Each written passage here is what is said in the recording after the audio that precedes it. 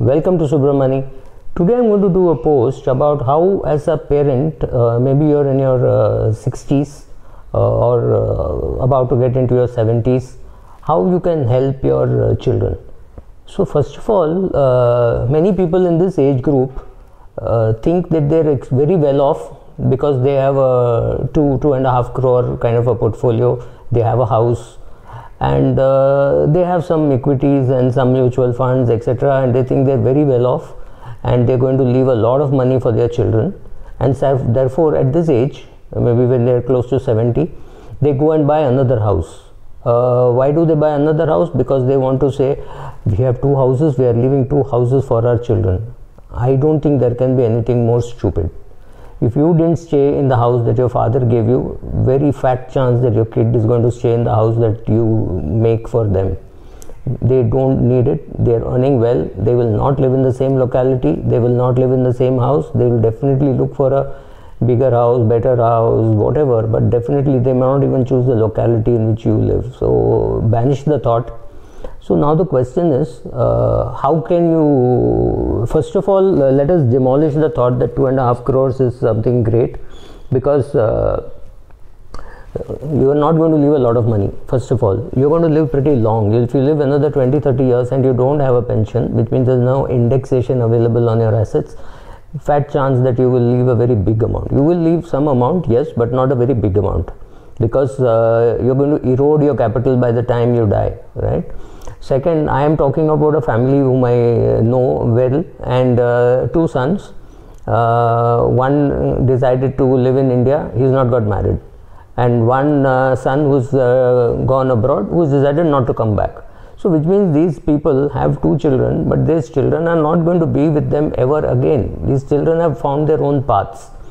So even when this boy was in Mumbai, he stayed in a different house, and now he is not in Mumbai, and the parents are in Mumbai. They're planning to shift to some place in North India where they're presumably Ranchi, but I'm not very sure, because that's where they came from. So maybe they will go back to Ranchi, and the son has gone south. Son has gone to Bangalore and Hyderabad. He's doing some business on his own. Given the circumstances, does a house in Bombay make sense? The father thinks yes, it makes sense, because in case one of them decide to come to Mumbai, they will have a house to stay. When I speak to the kids, I don't think the kids are interested.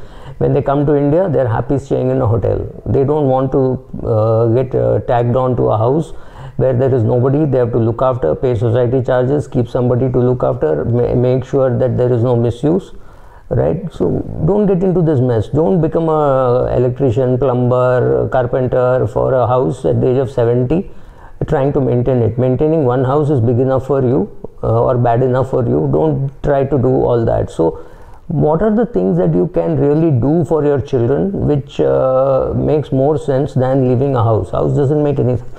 Keep a house, yes, of course, as long as you wish to live in that.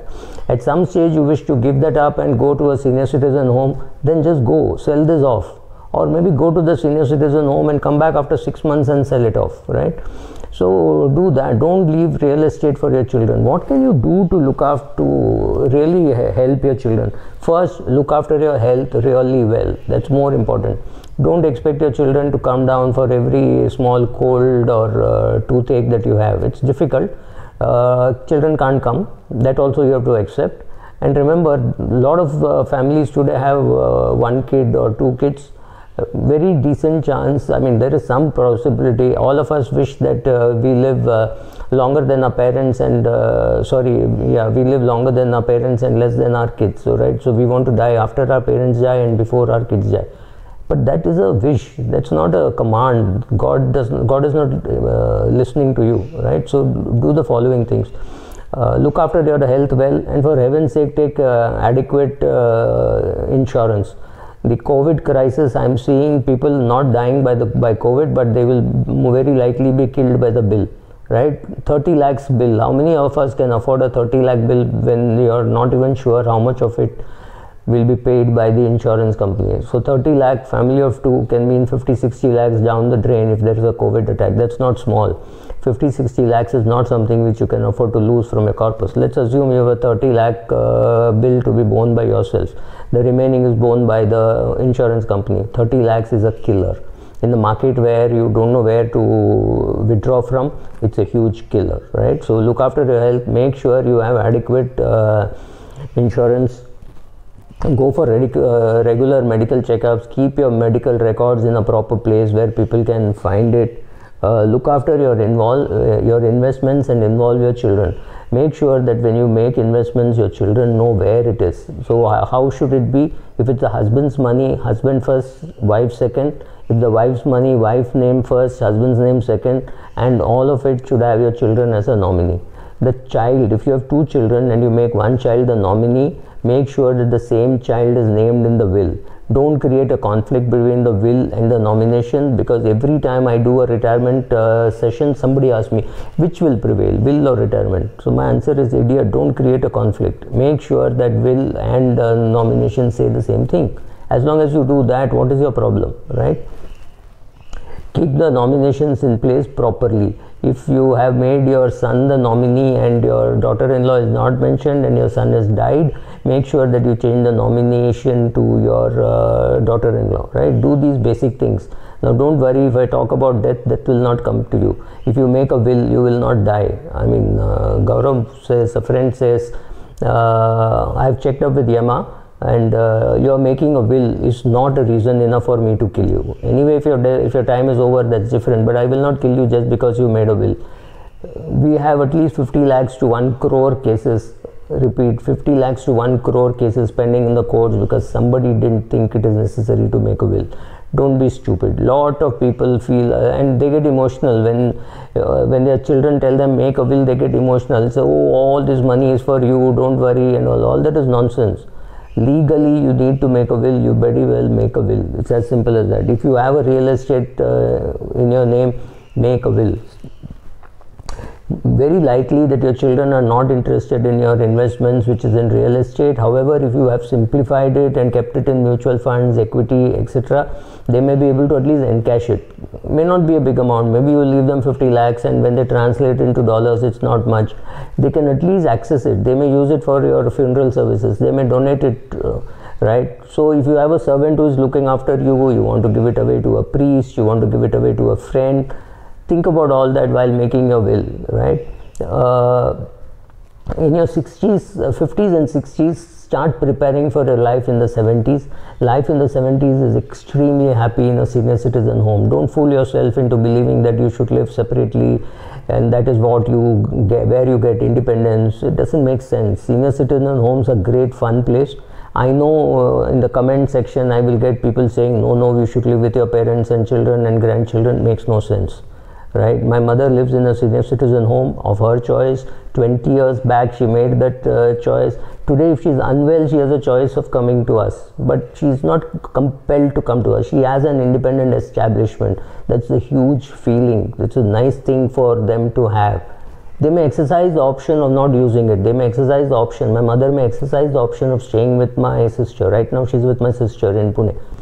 Or she can come and stay with me. I've got a room for her. But that does not mean she has to compulsorily live here. That's a huge advantage and amount of self-respect they feel. They know that they have a choice, and that I think is necessary. Keep the choice with yourself. Don't force somebody to ask you questions which you don't like, right?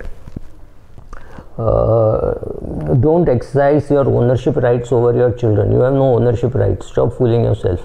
Whatever they give you information is great. If they don't give you information, it's a poor, pathetic communication, right? I think a Marathi movie, Thoda Tuja, Thoda Maja, is worth seeing. It's a relationship between father and son. It's a very nicely made movie. Sorry, I digressed. And don't even in your dreams think of telling your children it is your duty to look after us and all that. That doesn't cut ice anymore. They will laugh at you. So stop doing that. If they look after you, be grateful. If they remember one thing, keep adequate money so that if they were to look after you, you would only demand on their time or their ability to spend some time with you during the day, maybe half an hour, 1 hour, or sometimes on the phone. Don't expect them to do all those things which you think a parent, a child should do for the parent. Stop living in that stupid world. I know somebody will comment and say you should live with your children and grandchildren and all. Honestly, children won't have time for you, grandchildren will have even lesser time for you. So stop fooling yourself into all that. Stop. There is nothing called an ideal environment of retirement.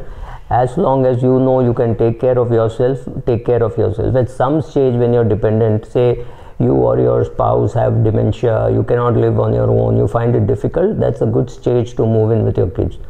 There you may not have too much of a choice, there may not be enough geriatric care places to look after you.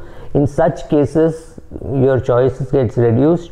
You may do something like moving in with them. Till then, maybe till you're 90, you can live on your own. So 70 to 85 or 86, if you can live on your own, that much time at least you live in a senior citizen home. Make sure that you created friends outside, inside, you created hobby groups. Could be music, could be walking, could be running, could be cycling, could be swimming, right? Some physical activity, and in these groups you will find people much younger than you and older than you. When you're 60, you will find people who are 25 and you will find people who are 80. So you got some learning to do and some learning to give, right? So all those things add up, all those things count. Make yourself active, have your Gappa Goshti clubs, right? Do all that, and that is how you should be living, not expecting your kids to look after you. It's not going to happen, right? Thank you.